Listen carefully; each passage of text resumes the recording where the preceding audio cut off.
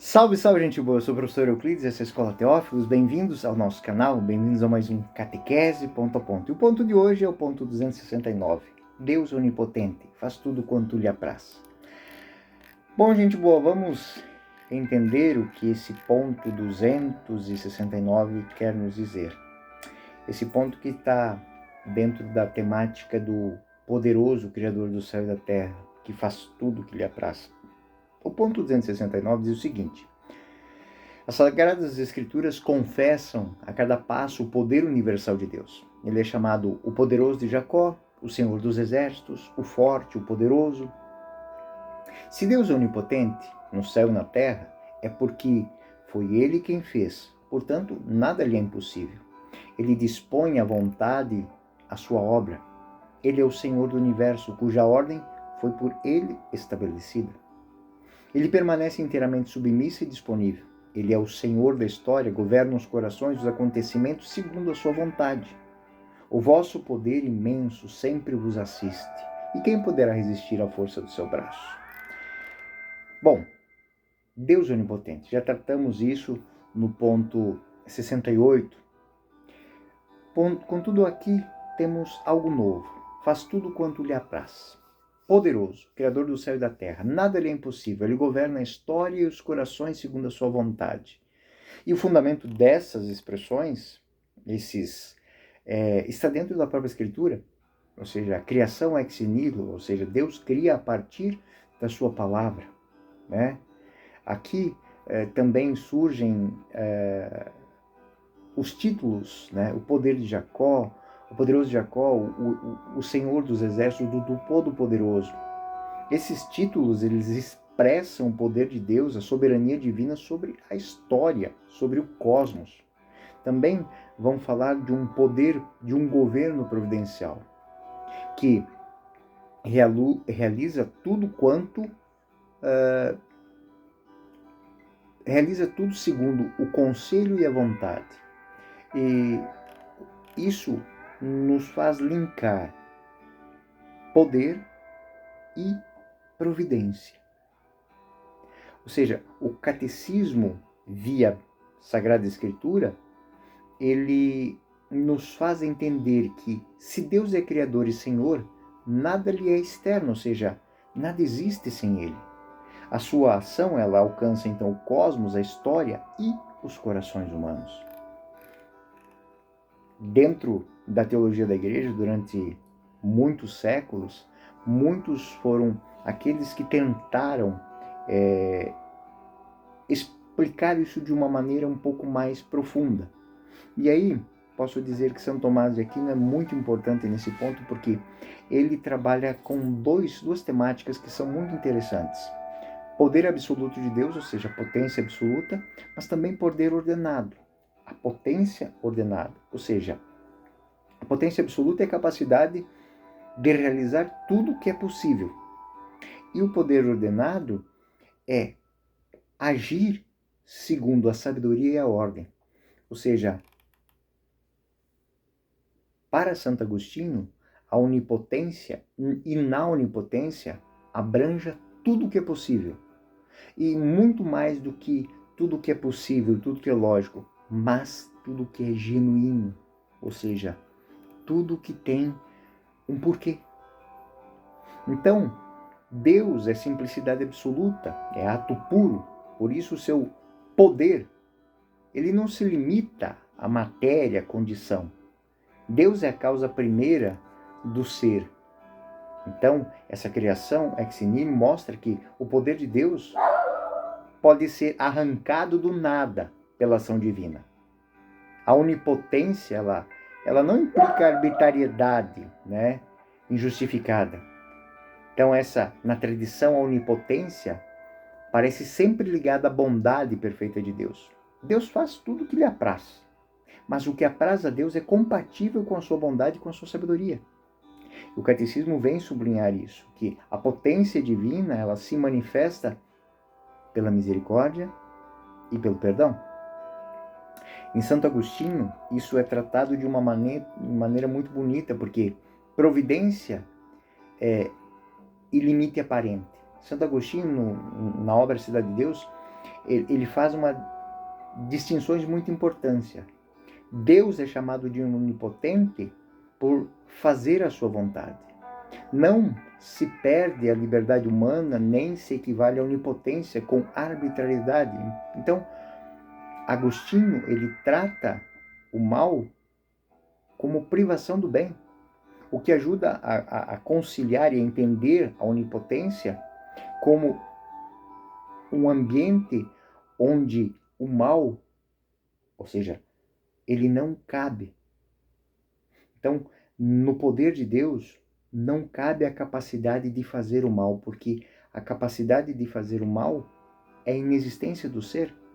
Ou seja, Deus permite e ordena, mas ele não é o autor do mal. Ou seja, o mal é uma opção moral. O mal é uma carência física, mas o mal não é a aplicação de um poder. É a inexistência do poder. É a fragilidade do poder. É a carência do poder. Porque onde existe o poder, existe a perfeição. O Concílio Vaticano II, na Constituição Deus Filho, declara que esta soberania e esse poder de Deus são fundamentos da fé cristã. Ou seja, Deus é criador de todas as coisas. É a causa primeira de todas as coisas.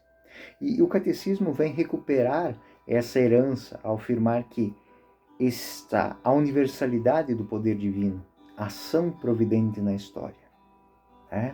O poder de criar, de criar, de transformar é extremamente importante.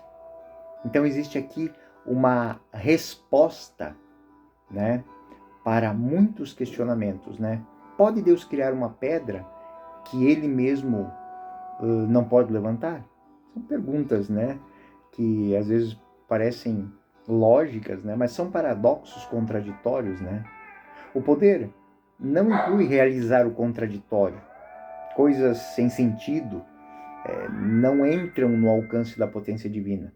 Então a fé cristã afirma a onipotência, não as contradições, Se Deus é onipotente, por que o mal existe? Outra pergunta, uma pergunta que incomodou muito Santo Agostinho. Resposta de Agostinho: o mal não é uma coisa. O mal não é uma criatura de Deus.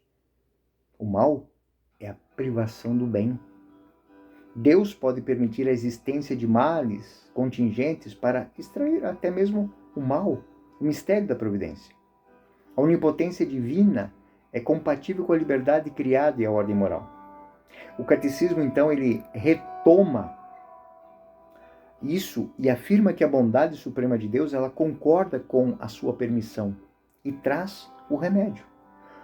Onde abundou o pecado, superabundou a graça. Então, por mais terrível, por mais maléfico que seja o pecado optado pelo homem, maior é o amor de Deus que vem ao encontro. Então, o poder do amor de Deus faz com que nós o reconheçamos como Pai, como providente, como benevolente, que vai ao nosso encontro.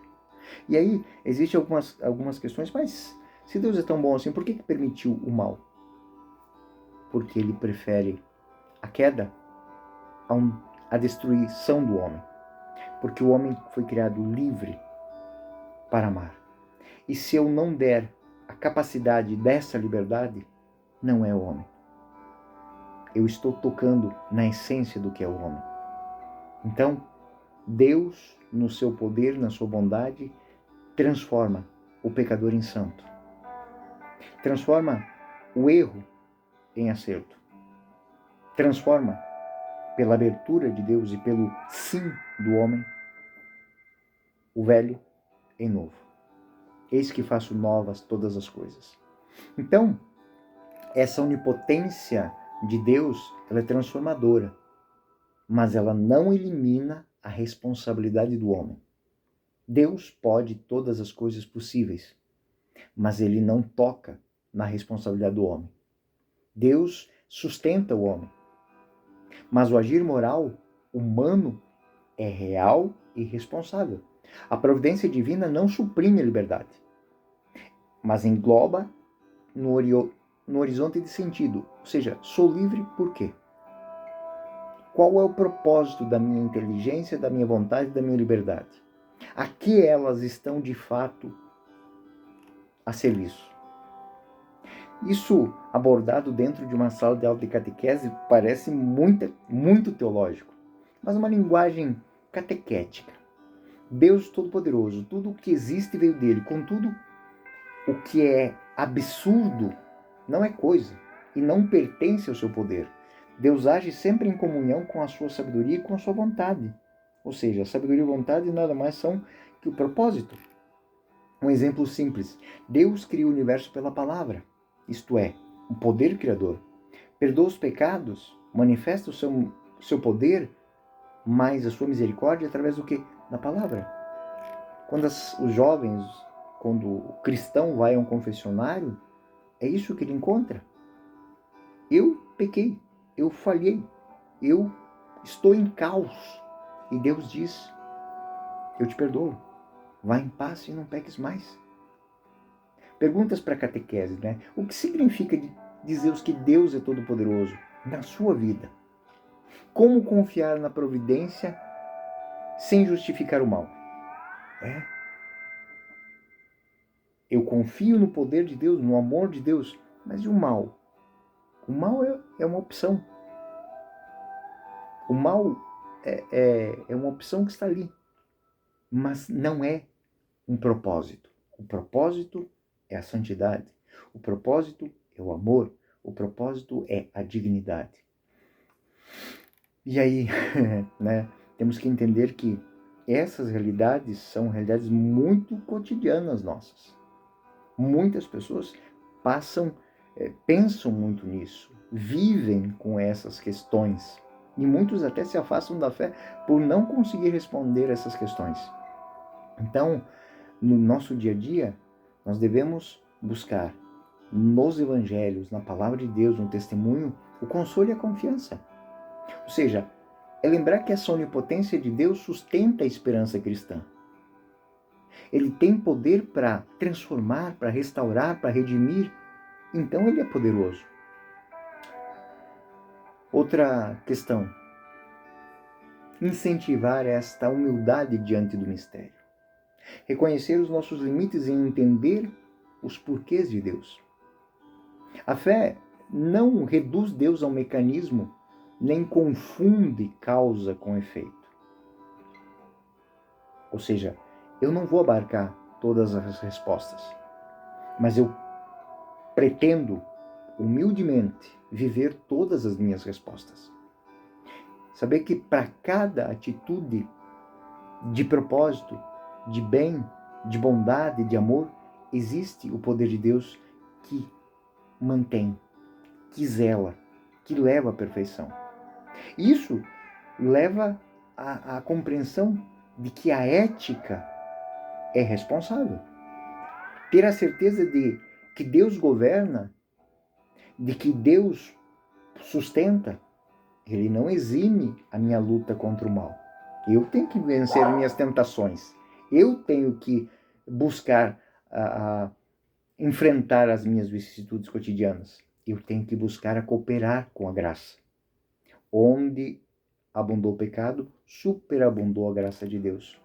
Então, eu devo buscar os caminhos para enfrentar as realidades. Deus é todo-poderoso, sim, mas Ele só é poderoso no momento em que eu deixo Ele agir em mim. Essa é a grande realidade. Esse é o tema que o ponto 269 quer nos fazer refletir. Deus faz tudo o que lhe apraz. Amar, perdoar, sustentar, apraz a Deus. E é necessário fazer isso. Bom, gente boa, esse foi mais um Catequese Ponto a Ponto. Fiquem com Deus. Até o próximo ponto.